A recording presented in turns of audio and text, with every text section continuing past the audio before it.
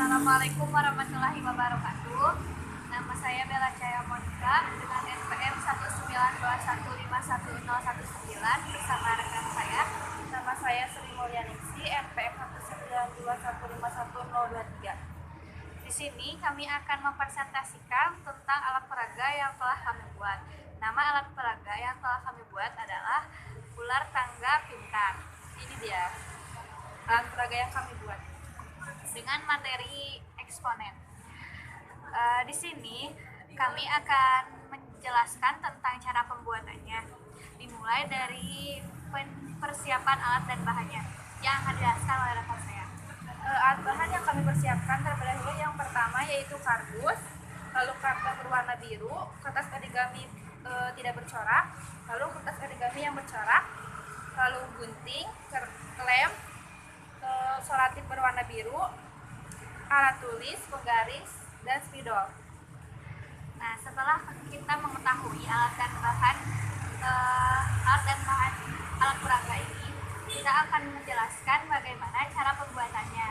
Dari yang pertama, kita menyiapkan kardus dengan ukuran sesuai kebutuhan.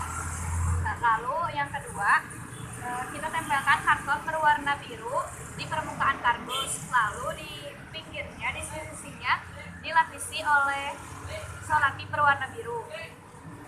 Selanjutnya yaitu kita membuat kotak-kotak seperti ini. Cara membuatnya yaitu kita siapkan terlebih dahulu origami berwarna polos. Kita buat persegi dengan ukuran 5x5 cm. Lalu nanti kita gunting kertas origami tersebut dan kita tempelkan. Sebelum kita tempelkan, kita gambarin dulu emoticon sebanyak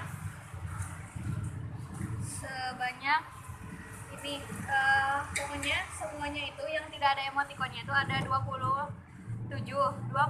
untuk petak yang ada bunganya, dan satu untuk start dan yang kedua untuk yang itu garis finish. Yang lainnya kita gambari emoticon. Lalu kita mengkonsep bagaimana di mana tempat-tempat bunga. Nah, petak bunga ini adalah nantinya itu akan berisi soal-soal tentang materi eksponen. Nah, kita mengkonsep bagaimana petak-petak ini ditempelkan, dikonsep dulu terlebih dahulu agar soal dan seperti yang tangga ularnya itu ngepas gitu. Nah, selanjutnya kita membuat huruf-huruf balok untuk menamai alat peraga gitu. Di sini seperti kayak ular tangga pintar kayak gitu.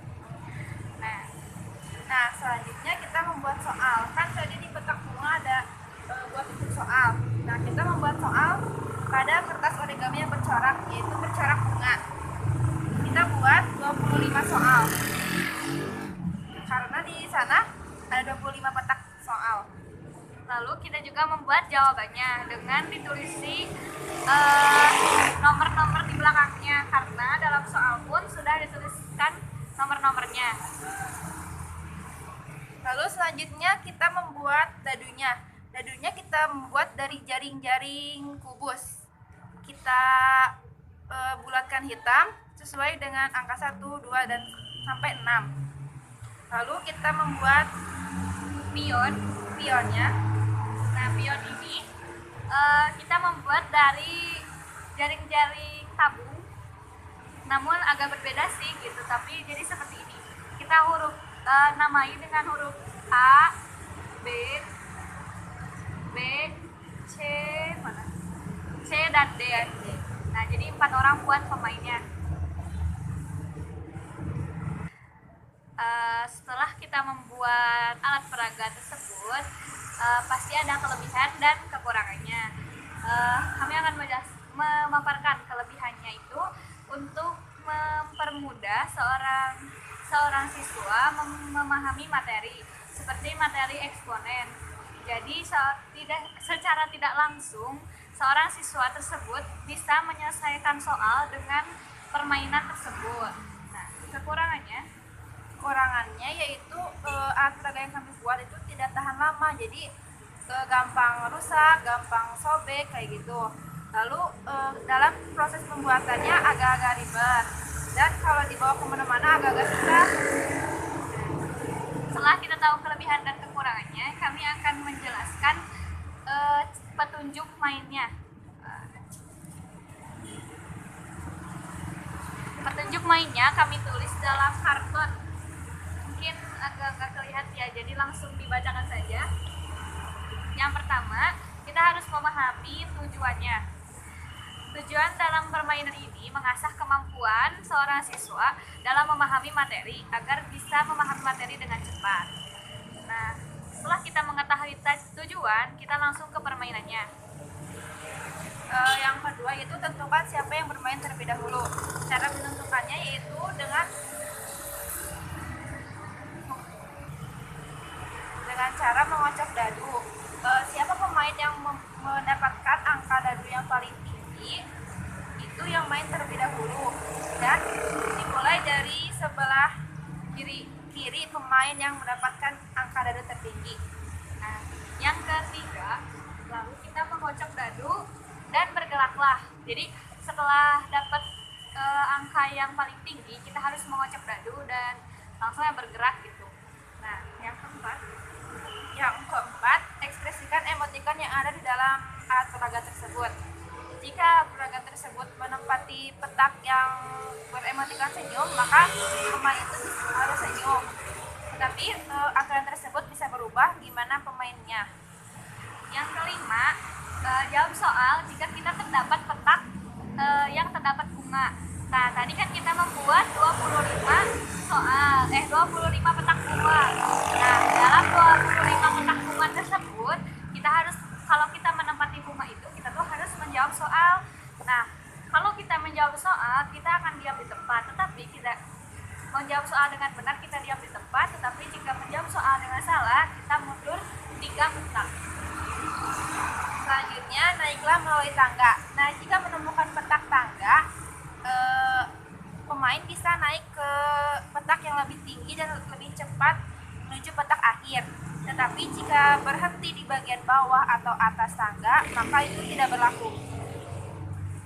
Lalu turunlah saat Anda berhenti di petak ular. Ular akan membuat Anda harus mundur karena harus menuruninya. Jika Anda berhenti di petak dengan bagian ekor ular, Anda harus turun mencapai dengan bagian kepala ular. Tetapi jika Anda terletak pada petak kepala dan di tengah-tengah bagian tengah ular, Anda tidak mundur ataupun tidak maju. Selanjutnya, ambil giliran tambahan jika Anda mendapatkan angka 6. Nah, jika mendapatkan angka 6, bisa mengocok kembali dadu, tetapi pindahkan terlebih dahulu pion Anda 6 petak, kemudian kocok kembali dadu. Jika Anda berhenti di petak ular, tangga, dan bunga, petak soal atau bunga, ikuti peraturan naik, turun, dan menjawab soal. Lalu kemudian kocok kembali dadu. Selanjutnya, untuk memenangkan permainan, berhentilah di petak terakhir. Jika Anda berhenti di petak tidak terakhir, misalnya melebihi angka 100, Anda harus mundur sesuai dengan angka yang tersisa. Selanjutnya, Anda kembali ke garis start jika Anda menyamai atau kedudukannya sama dengan pemain yang lain. Nah, jika kamu ada di suatu tempat, di suatu petak, tetapi seseorang tersebut menyamai tempat yang sama, nah kamu akan kembali ke garis start seperti Anda terdapat di petak nomor 3, lalu teman Anda pun menyusul Anda di petak nomor 3. Nah, jadi Anda harus kembali ke start karena tergeserkan oleh teman Anda. Sekian dari kami dan petunjuk main kami. Lebih jelasnya, kami akan memperlihatkan dari alat peraga yang kami buat. Nah, di sini ada garis start. Tadi kan pemain yang mendapatkan angka paling tertinggi main terlebih dahulu. Misalkan dia mendapati petak nomor 5, berarti dia harus menjawab soal. Nah, selanjutnya misalnya dia tuh sudah maju maju ke petak yang memiliki tangga. Nah, di sini berarti ada petak bunga juga. Kita harus menjawab soal lalu menaiki tangga. Nah, kalau misalkan pemain itu menjawab soal yang salah, maka pemain itu harus mundur 3 petak. Tetapi tidak menaiki tangga. Jadi kalau kita sudah menjawab soal tapi salah, kita harus mundur ke 3 petak ke sini. Nah, jadi tidak menaiki tangga. Nah, selanjutnya kalau kita berhenti di petak ekor ular. Nah, di sini misalnya ya. Nah, ekor ular. Nah, kita tuh harus turun. Nah, kalau misalnya kita berhenti di kepala ular atau di tengah-tengah ular, kita akan diam di tempat. Nah, kalau di tangga, kita juga sama. Kalau di bawah tangga itu naik ke atas. Nah, kalau di tengah-tengah atau di atas, kita tidak bergerak. Nah, kan di sini misalkan di sini ada pemain. Nah, dia harus menjawab soal terlebih dahulu. Nah, jika jawabannya benar, maka dia harus bisa menaiki tangga tersebut.